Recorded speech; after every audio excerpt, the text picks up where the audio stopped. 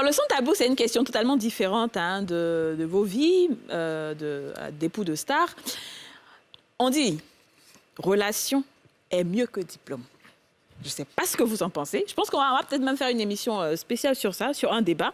Mais pour l'instant, moi, j'ai envie de savoir vos avis. Tout le monde sait qu'il y a des personnes qui ont diplôme, ils ont tout, ils sont talentueux. Mais tant qu'ils ne connaissent pas quelqu'un dans un bureau, là, ça ne va pas aller pour eux. Ça ne va pas décoller. Je ne sais pas ce que vous en pensez. Bon, nous sommes quand même dans un monde des réseaux, hein. Quels que soient les niveaux, même que tu sois homme politique, homme des arts, du sport, de la culture, de n'importe quel domaine, il y a toujours des réseaux constitués dans ces domaines-là. Donc, si tu n'as pas la capacité de connaître les gens, quel que soit ton talent, quels que soient tes diplômes, tu n'iras nulle part avec. Voilà, donc c'est vrai que les diplômes sont des atouts indéniables. Il faut avoir des diplômes, il faut avoir des spécialisations, il faut être professionnel dans ton domaine. Mais après, il faut avoir des contacts. Il faut connaître les gens, il faut avoir des contacts.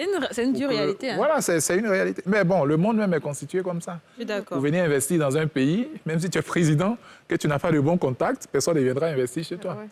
Tout se fait en termes de contacts et des réseaux, et c'est vraiment important. D'accord. Dija, tu penses quoi? Oui, moi, je suis totalement d'accord, mais je ne dirais pas mieux. Je ne mettrais pas quand même mieux entre les deux. Il ne faut pas choisir l'un ou l'autre. Il faut avoir les deux. Il faut avoir les diplômes et il faut avoir les contacts. Parce que de toute façon, quand quelqu'un a envie de recruter, c'est dans son entourage qu'il regarde d'abord qui est compétent, qui a le diplôme pour, qui a l'expérience pour. Et ensuite, on va donner l'offre dehors à plusieurs personnes. Donc, si tu n'as pas de diplôme mais que tu as que le contact, on ne peut pas te prendre dans une entreprise. Ouais, donc, il ne faut pas dire que j'ai des relations, donc voilà, je vais m'asseoir, attendre mes relations. Non, il faut avoir ses diplômes aussi. Ouais. Moi, j'ai envie de répondre. Malheureusement, en Côte d'Ivoire et ailleurs en Afrique, les diplômes ne servent vraiment à rien. Nous, on a beaucoup de cousins qui sont à Trècheville, qui ont des diplômes pas possibles, qui gèrent des cabines ou qui n'ont pas d'argent pour se nourrir. En revanche, les relations, je pense que c'est important. Quand tu as des bonnes relations, même tu as une seule personne, mais qui a un gros réseau... Ils ne savent pas y faire non plus, non? Non, c'est parce qu'ils n'ont pas des personnes qui viennent, qui leur tendent la main pour dire, bon, viens, je vais t'envoyer à tel endroit. Et quand ils arrivent, des fois, on peut être 5 personnes à donner notre CV quelque part. Bon, je pense qu'il y a la chance, c'est vrai, mais aussi, je pense que les relations sont très importantes dans le monde. Comme il a dit, c'est un monde de réseau et si tu n'as pas les personnes appropriées autour de toi, tu ne pourras jamais avoir d'ouverture. On dit souvent, oui, dans telle entreprise, là, quand on va là-bas, même là, tant que tu ne connais pas quelqu'un, on ne t'ouvre pas les portes. Même quand tu es dans le commercial, quand tu vas en entreprise, tu vas chercher un contrat. Si tu n'as pas de relation là-bas pour avoir le contrat, c'est difficile. Si tu veux ton entreprise, tu n'as qu'à avoir tous les papiers du monde, toutes les références du monde. Sans ça, on ne va pas te donner. Enfin, c'est mon avis. Mais comme Didier a dit, il ne faut pas exclure aussi. Oui, ça n'exclut pas d'avoir ses diplômes, d'avoir des qualifications. Voilà, parce que c'est important. Il a une preuve. Bon, moi, je ne dirais même pas que relation est mieux que diplôme. Moi, je dirais personnellement que relation est mieux que l'argent. Moi, tu mets l'argent, tu mets relation, il n'y a pas de relation. Parce que tu peux avoir un problème avec la justice. Tu as les moyens, tu n'as pas les relations, tu vas le croupir, tu as fait 20 ans à la maca. C'est vrai. Pourtant, si tu as une relation, que tu n'as même pas d'argent, cette relation-là peut te permettre de ne pas gâcher ta vie à la maca. Et aujourd'hui, on sait tous que c'est vrai, tu n'as pas de diplôme, mais avec une relation, tu peux avoir un poste. Et étant à ce poste-là, tu peux apprendre. Donc pour toi, la relation est mieux. Tu peux apprendre et devenir meilleur que celui-même qui a un diplôme pour le poste lequel tu occupes. Oui. C'est pour ça que souvent tu vois les gens... Oui, non, je te dis, je prends un cas simple. Moi, par exemple, j'ai fait un BTS en électrotechnique. Quand j'ai fait mon année préparatoire, ma maman travaille dans une société où je suis allé apprendre. C'est vrai que je n'étais pas encore même en ce moment-là prêt à faire un stage, mais en année préparatoire, j'ai fait 3 mois de stage. Donc, je connaissais déjà les machines en électrotechnique.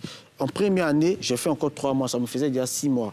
Bon, pour quelqu'un, la société a reçu quelqu'un qui avait un BTS en électrotechnique qui devait soutenir, mais qui ne connaissait rien.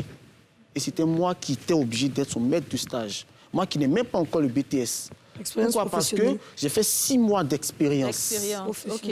Professionnelle. Pourtant, lui qui a un BTS en électrotechnique, il n'a fait que la théorie pour l'instant. Il a fait que la théorie. C'est ça. Mais pour avoir l'expérience, il a fallu travailler, en fait. Et pour avoir ce travail-là, il faut une relation. Ouais. Et c'est parce que vous avez eu cette relation-là, mais ça ne s'est pas arrêté là. Vous avez quand même obtenu votre diplôme. Ouais. Voilà, Du coup, moi... Oui, vas-y, Jess, pardon. Maintenant, si c'était le travail qui vous intéressait, peut-être qu'en ce moment-là, ça aurait pu devenir votre métier. Oui. Parce que vous avez eu le diplôme et la personne qui vous a aidé à rentrer dans l'entreprise. Oui. Donc, pour moi, on ne peut pas dissocier les deux, en fait. Les deux. Non. Mais quand même, puisque je pense qu'on va faire un débat dessus, et je pense que si les internautes veulent qu'on fasse un débat, parce que ça va être un vrai débat. Il y a des gens qui sont actuellement dans une situation, ils se disent que c'est diplôme qui leur manque, et d'autres qui disent que c'est relations qui leur manquent. On va faire un débat dessus. Mais pour l'instant, moi, j'ai envie de savoir, Souleymane et Jacob Bleu, respectivement, dans l'art et la musique, est-ce qu'il faut, les relations sont... Comment on fait pour se tisser des relations? Bon, nous, en tout cas, nous, à notre niveau, là, le domaine des arts visuels, peinture, photographie, design et tout ça, il y a un monde qui est constitué, qui est très hermétique souvent, que les gens ne maîtrisent pas. Hermétique, ça veut dire que c'est fermé. C'est un peu fermé. Non, voilà. Voilà. Hermétique, ça fait trop joli, alors que non, ça veut dire que le monde est fermé. Ou c'est un peu fermé. Donc, dans ce milieu-là, on a les collectionneurs d'art, qui sont des gens souvent très fortunés, qui ont des moyens, qui peuvent s'acheter des œuvres à des millions, à des milliards. Mais ce n'est pas des gens que vous allez rencontrer dans la rue. Que vous allez même rencontrer même à vos événements. Quand il y a du monde, même, ils ne viennent pas. L'argent n'aime pas le bruit. Voilà, l'argent n'aime pas le bruit. Après eux, il y a tous ceux qui interviennent, donc les critiques d'art et tous ceux qui écrivent sur ce que vous faites. Et ça aussi, ils ne sont pas trop nombreux. Donc, c'est des gens d'un certain niveau également, parce que pour décrire une œuvre d'art, pour présenter un artiste et tout son travail, il faut connaître un peu l'histoire de l'art, il faut connaître la sociologie, il faut connaître... Mais comment on fait pour les rencontrer, du coup? Oui, mais du coup... C'est fermé. Mais c'est ce que je suis en train de dire. Et puis les marchands, donc les galeristes, les organisateurs de foires, des expositions et tout. Et le truc, c'est que moi, au-delà d'être artiste, j'ai fait la promotion également des autres artistes. Donc, j'ai 2 galeries d'art et tout. Okay. Il faut inviter les gens régulièrement à des conférences, à des rencontres, à des petits apéros, comme ce qu'on appelle les apéros art.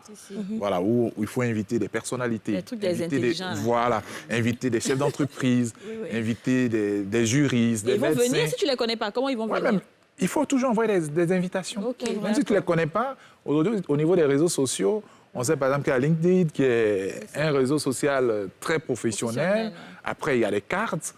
Toutes les entreprises ont quand même un DG. Donc, il suffit d'écrire, inviter tous les DG, par exemple, de banques, tous les DG de maisons d'assurance, ainsi de suite, pour les inviter, les ambassadeurs et tout ça. Et progressivement, ce sont ces gens-là qui créent un petit groupe autour de vous, de votre activité.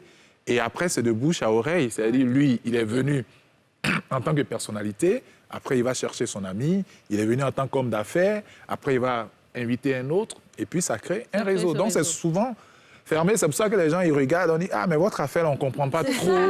Mais maintenant, tu as donné les topos. Mais voilà le système. Voilà le système. Merci, Jacob. C'est pas très ouvert. C'est pas beaucoup de bruit dedans. Ça, là, mais ça fonctionne. Les gens seront très contents. Voilà, ça fonctionne. Ça fonctionne, d'accord. Et dans la musique, comment ça se passe pour se tisser des relations? Ces personnes-là qu'on a reçues ici, qui essaient d'avoir des relations pour percer, mais c'est dur. Si, dans la musique, déjà, pour les femmes, c'est compliqué. Ouais. Surtout pour les femmes du coupé du calice, c'est très compliqué parce que, voilà, chaque bureau, tout le monde voit ton calisson. Ouais, tout le monde te veut comme un instrument sexuel.